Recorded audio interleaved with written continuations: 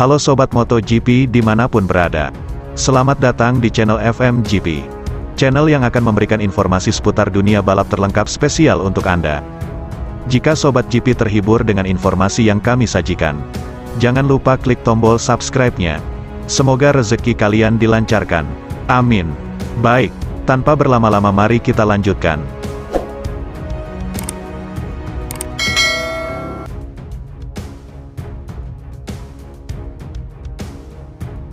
Pembalap Gresini Racing Enea Bastianini menjadi tercepat pada latihan bebas kedua, FP2, MotoGP Prancis di sirkuit Bugatti, Le Mans, Prancis.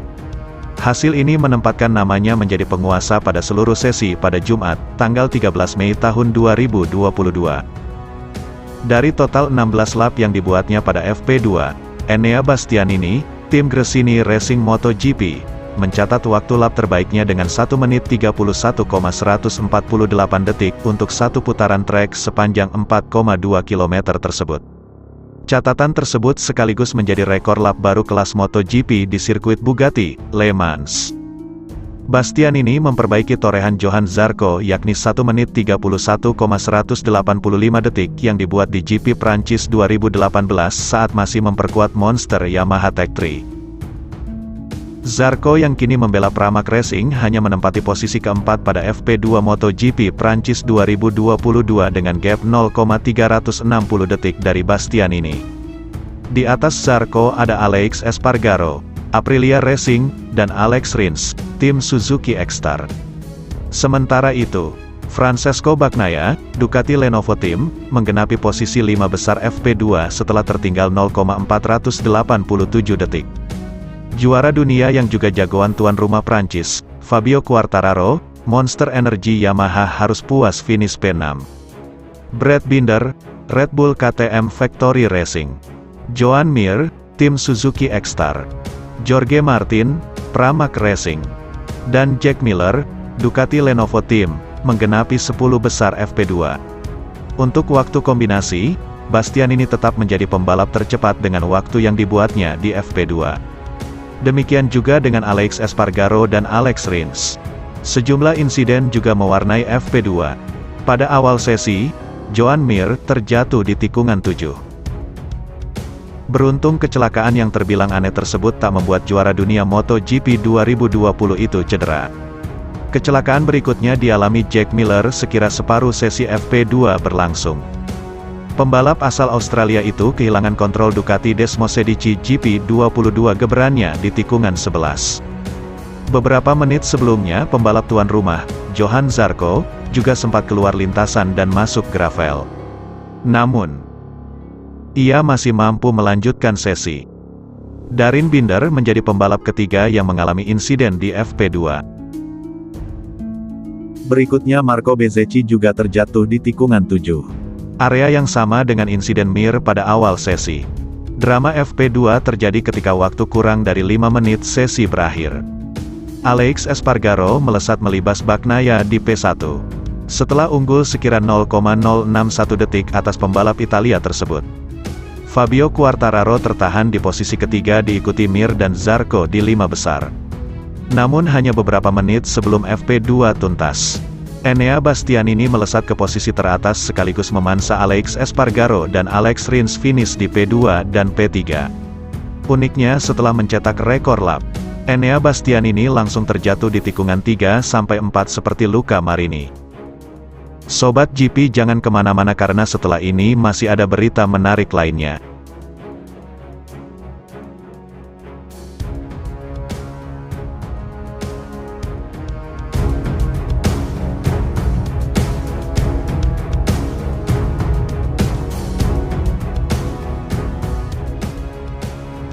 Halo Sobat MotoGP dimanapun berada. Selamat datang di channel FMGP. Channel yang akan memberikan informasi seputar dunia balap terlengkap spesial untuk Anda. Jika Sobat GP terhibur dengan informasi yang kami sajikan, jangan lupa klik tombol subscribe-nya. Semoga rezeki kalian dilancarkan. Amin. Baik, tanpa berlama-lama mari kita lanjutkan.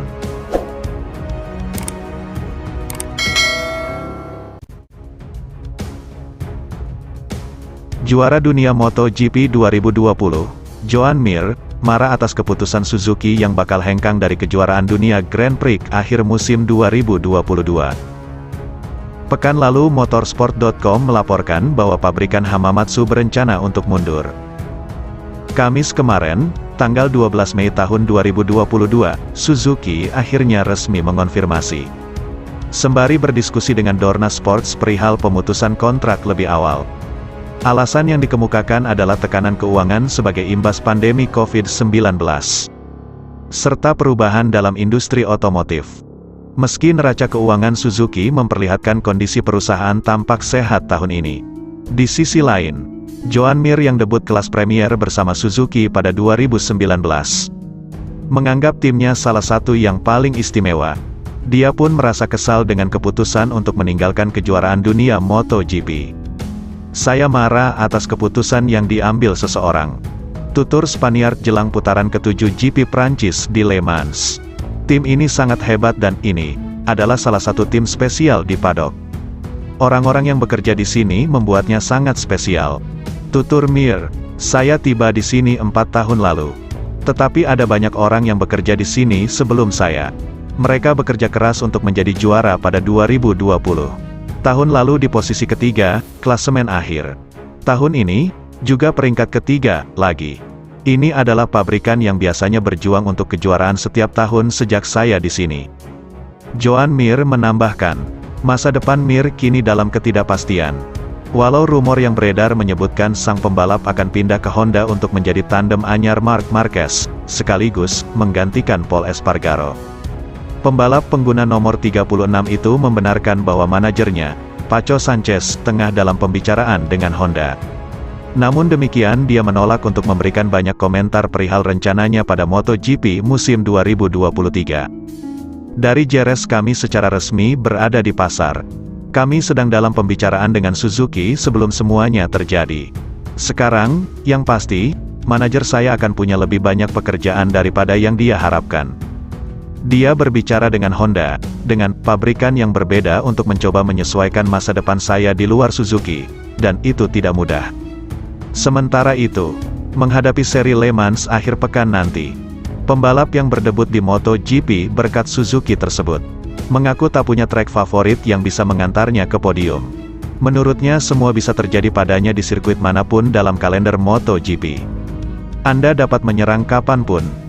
Tetapi pada saat sama bagi seorang pembalap hanya ada sedikit sirkuit yang cocok untuknya. Sementara itu sisanya mendatangkan masalah." Joan Mir menuturkan, "Bagi saya, Austin merupakan kelemahan. Saya tidak suka sirkuit itu. Dalam hal itu, gaya berkendara Anda tidak bisa mengalir. Namun dalam 1 tahun di mana semua bisa terjadi secara brilian, Anda bisa melakukannya di sirkuit manapun dan itu benar," pungkas Mir. Terima kasih sudah setia menonton channel ini.